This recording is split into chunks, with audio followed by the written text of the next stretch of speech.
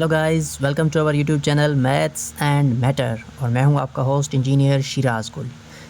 Guys, आज से हम अपने इस चैनल मैथ्स एंड मैटर पर साइंस, उससे related different fields, specially physics से रिलेटेड वीडियो सीरीज़ का आगाज़ करने जा रहे हैं, जिसकी जो फर्स्ट वन जो वीडियो है वो आज हम साइंस के इंट्रोडक्शन और जो उसकी एक बहुत इंपॉर्टेंट ब्रांच है फ़िज़िक्स, उसके बहुत बेसिक इंट्रोडक्शन से स्टार्ट ले रहे हैं कि साइंस क्या है, उसकी ओरिजिन क्या है, उसकी स्टार्टअप कैसे हुई है और फिज़िक्स क्या है, ये वर्ड कहाँ से आया है, इसकी प्रैक्टिकल एप्लीकेशंस क्या हैं, इन तमाम चीज़ों को आज के हम इस वीडियो लेक्चर में डिस्कस करने जा रहे हैं।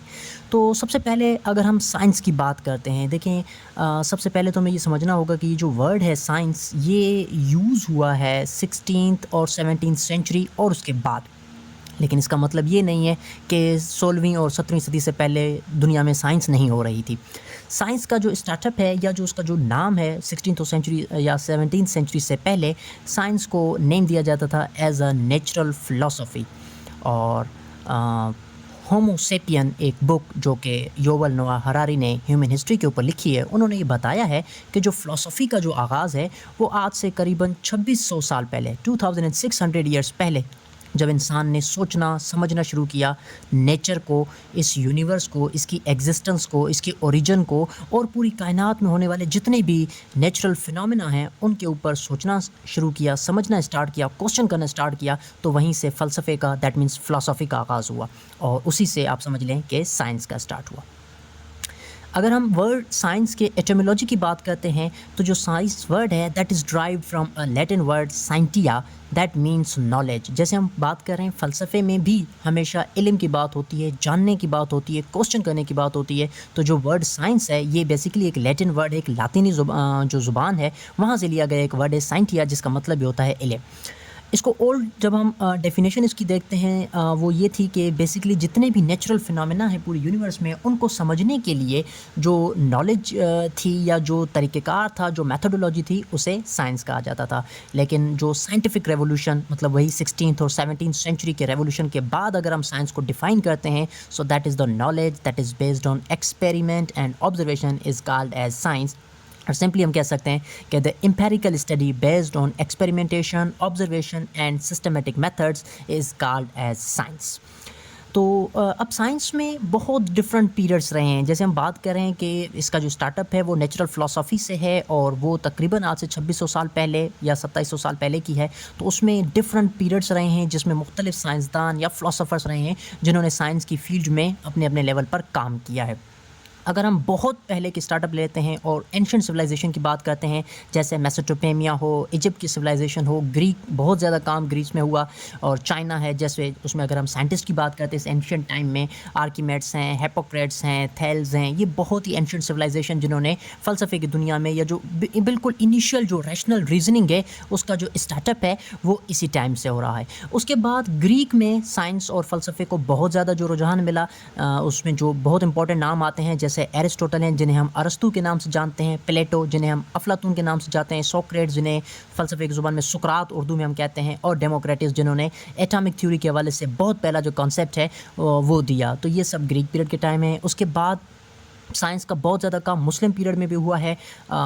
9th से लेकर 13th सेंचुरी तक जो है वो मुस्लिम साइंटिस्ट ने बहुत ज़्यादा साइंस में कंट्रीब्यूट किया है, जिसमें इब्न अल हैशम हैं, इब्न सीना हैं, जाबिर बिन हयान जिन्हें फादर ऑफ केमिस्ट्री कहा जाता है, याकूब अल किंदी हैं, इनका बहुत ज़्यादा काम है।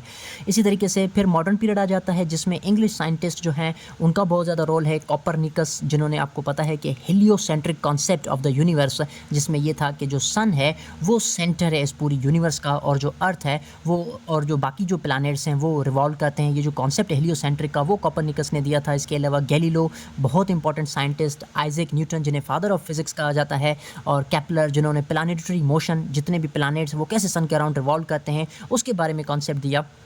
और फिर 18th एंड 19th सेंचुरी आ जाता है जिसमें लेविज़र जिन्हें फादर ऑफ मॉडर्न फिज़िक्स कहा जाता, मॉडर्न केमिस्ट्री कहा जाता है। इसी तरीके से Charles Darwin theory of evolution जिन्होंने दी, जिसके ऊपर आज सारी बायोलॉजी जो है वो डिपेंड करती है। फ़ैराडे जिन्हें माइकल फ़ैराडे जो इलेक्ट्रोमैग्नेटिज़म के जो फादर हैं, इलेक्ट्रिसिटी और इलेक्ट्रोमैग्नेटिज़म जिनका बहुत ज़्यादा आपस में रिलेशनशिप है, फ़िज़िक्स की एक बहुत इंपॉर्टेंट ब्रांच है, उनके फादर हैं। और इसी तरीके से मैंडल जिन्हें फादर ऑफ जेनेटिक्स कहा जाता है, इनका बहुत ज़्यादा रोल था। इसी तरीके से 20th सेंचुरी या उसके बाद जो साइंटिस्ट आए हैं जिनका मॉडर्न फिज़िक्स में बहुत ज़्यादा रोल है, और जितनी भी साइंस आज तक हो रही है उसमें इनकी जो बहुत इंपॉर्टेंट जो है वो क्रूशल जो है वो रोल है। जैसे एल्बर्ट आइंस्टाइन है जिन्हें फादर ऑफ मॉडर्न फिज़िक्स भी कहा जाता है। मैरी क्यूरी, इनका रेडियो एक्टिविटी के ऊपर बहुत ज़्यादा काम है। श्रोडिंगर हो जिन्होंने जो है वो क्वांटम मैकेनिक्स के जो बिल्कुल इन्हें फाउंडर समझा जाता है। और वाटसन जिन्होंने डीएनए का जो है वो बेसिक जो मॉडल है वो प्रेजेंट किया था। तो ये डिफरेंट टाइम में डिफरेंट साइंटिस्ट हैं जिन्होंने अलग अलग जो है वो अपने टाइम में आकर साइंस के हवाले से हमें जो आज जितनी भी हम टेक्नोलॉजी देख रहे हैं या साइंटिफिक जो रेवोल्यूशन देख रहे हैं उनमें इन सब का एक बहुत ही इंपॉर्टेंट रोल है। इन साइंस क्योंकि बहुत ज़्यादा ब्रॉड है तो इसीलिए इसको समझने के लिए बेसिकली दो ग्रुप्स के अंदर, दो कैटेगरीज़ के अंदर डिवाइड कर दिया गया है, जिसे हम biological sciences and physical sciences कहते हैं। बायोलॉजिकल साइंसेज सिंपली जो है वो लाइफ के बारे में, दैट मीन्स लिविंग थिंग्स के बारे में स्टडी करना, और जो फिजिकल साइंस है वो नॉन लिविंग थिंग्स के बारे में स्टडी करती है। क्योंकि साइंस में हम ओवरऑल नेचुरल थिंग्स के बारे में डिस्कस कर रहे हैं तो उसमें जो लिविंग थिंग्स हैं वो हम स्टडी करते हैं बायोलॉजिकल साइंसेज में, जिसमें बायोलॉजी, बॉटनी, जूलॉजी, माइक्रोबायोलॉजी ये सारी चीज़ें आ जाती हैं। बॉटनी में हम प्लांट्स के बारे में स्टडी कर रहे होते हैं, जूलॉजी में हम एनिमल्स के बारे में स्टडी करते हैं, और जितने भी माइक्रो ऑर्गेनिजम्स हैं उनको हम स्टडी करते हैं माइक्रोबायोलॉजी में। और जो नेक्स्ट ब्रांच है physical science, that deals with study about non living things.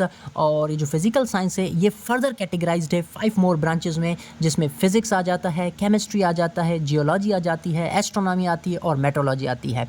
देखिए केमिस्ट्री जो है वो मैटर के बारे में, उसके स्ट्रक्चर के बारे में, उसकी प्रॉपर्टीज़ के बारे में जब हम स्टडी करते हैं तो उसे केमिस्ट्री कहा जाता है। जियोलॉजी जो है वो अर्थ के इंटरनल स्ट्रक्चर को जब हम डिस्कस करते हैं तो उसे जियोलॉजी कहते हैं। एस्ट्रोनॉमी सेलेस्टियल ऑब्जेक्ट्स जितने भी हैं, heavenly objects like star, moon, planets, galaxies, इन तमाम चीज़ों के बारे में जब हम स्टडी करते हैं तो इन्हें एस्ट्रोनॉमी कहा जाता है। और क्लाइमेट और वेदर के बारे में जब हम स्टडी करते हैं तो इन्हें कहा जाता है metrology. Coming to the subject physics, most important and very basic science जिन्हें कहा जाता है, फिज़िक्स को एक बहुत ही बेसिक साइंस कहा जाता है, तो उसको भी हम डिस्कस करते हैं कि इसका इंट्रोडक्शन क्या है और इसकी जो ओरिजिन है वो क्या है। अगर हम फिज़िक्स वर्ड को समझते हैं तो बेसिकली फ़िज़िक्स एक ग्रीक वर्ड से आया है जो वर्ड है फिजिकस, और इस फिजिकस वर्ड का मतलब है नेचर। बेसिकली फ़िज़िक्स को इनिशियली ये डिफ़ाइन किया जाता था कि नेचर के जितने भी लॉज हैं, कुदरत और फितरत के जो कवानीन हैं, उनको जब हम अंडरस्टैंड करते हैं, उनके बारे में जब हम डिस्कस करते हैं, फ़िज़िकल फिनोमेना को जब हम डिस्कस करते हैं या उसके पीछे जो लॉज हैं उनको जब हम डिस्कस करते हैं तो उसे फिज़िक्स कहा जाता है। अब जब मॉडर्न एज में हम बात करते हैं या मॉडर्न साइंस में जब हम फिज़िक्स को डिफ़ाइन करते हैं तो हम कुछ इस तरीके से डिफ़ाइन करेंगे कि the study about matter, energy and their interaction is called as physics. जी हाँ, मादा, मैटर, जो इस पूरी कायनात जिसके ऊपर डिपेंडेड है, मैटर, उसके बारे में डिस्कस करना। मैटर सिंपली होता है कि anything that have mass and occupy space, हर वो चीज़ जिसका वज़न है, जो कोई भी चीज़ वजूद रखती है, वज़न रखती है और जिसका कुछ ना कुछ वो जो जगह घेरती हो, स्पेस ऑक्यूपाई करती हो, उसे हम मैटर कहते हैं। उसके बाद एनर्जी, जैसे आप देखें सन से हमें रोशनी मिलती है, या जैसे साउंड एक एनर्जी है, हीट एक एनर्जी है, ये डिफरेंट फॉर्म्स ऑफ एनर्जी हैं।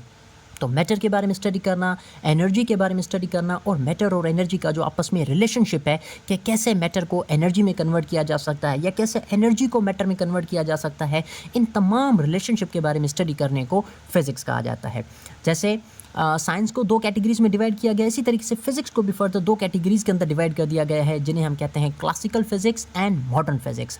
क्लासिकल फिज़िक्स सिंपली अगर हम टाइम ड्यूरेशन के हिसाब से देखते हैं तो अप टू 19th सेंचुरी या टिल 19th सेंचुरी तक फिज़िक्स में जितनी भी इन्वेंशंस, जितनी भी थ्योरीज या जितने भी लॉज डिफाइन किए गए, उन सबको कैटेगराइज किया जाता है एज अ मॉडर्न फिज़िक्स, जिसमें फ़िज़िक्स की डिफरेंट ब्रांचेज या डिफरेंट जो है वो फील्ड्स आ जाती हैं। लाइक मैकेनिक्स है जिसमें हम मोशन के बारे में स्टडी करते हैं, ऑप्टिक्स है, साउंड है, इलेक्ट्रिसिटी, इलेक्ट्रोमैग्नेटिज्म है, थर्मोडायनामिक्स हैं, ये डिफरेंट फील्ड्स हैं फिज़िक्स की जो क्लासिकल फ़िज़िक्स में डिफ़ाइन की जाती हैं।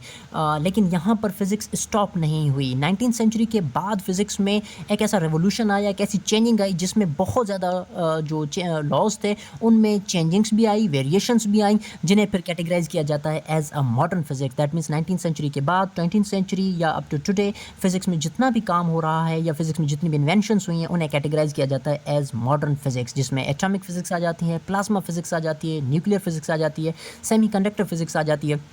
तो ये डिफरेंट फील्ड्स हैं, ये डिफरेंट ब्रांचेज़ हैं जिसमें हम फिज़िक्स को कैटेगराइज़ करते हैं और अपनी हर एक फील्ड एक डिफरेंट फील्ड है जिसकी एक ब्रॉड फील्ड है जिसमें डिफरेंट जो है वो कॉन्सेप्ट्स हैं। तो एक और वीडियो के अंदर हम इन तमाम जो ब्रांचेज़ हैं उसको डिटेल में डिस्कस करेंगे कि कौन सी जो ब्रांच है उसमें किस चीज़ के बारे में स्टडी किया जाता है और इनको डिटेल में आगे भी डिस्कस करते रहेंगे। तो अगर आप इस तरीके के कंटेंट से जुड़े रहना चाहते हैं और आपको ये वीडियो अगर इंटरेस्टेड लगी और इस तरह के आगे भी वीडियोज़ आप देखना चाहते हैं तो हमारे चैनल को लाइक करें, सब्सक्राइब करें और बेल आइकन ज़रूर प्रेस कीजिएगा ताकि आने वाली वीडियोज़ का भी आपको नोटिफिकेशन मिलता रहे। तब तक के लिए मुझे दीजिएगा इजाज़त। Thank you. अल्लाह हाफ़िज़।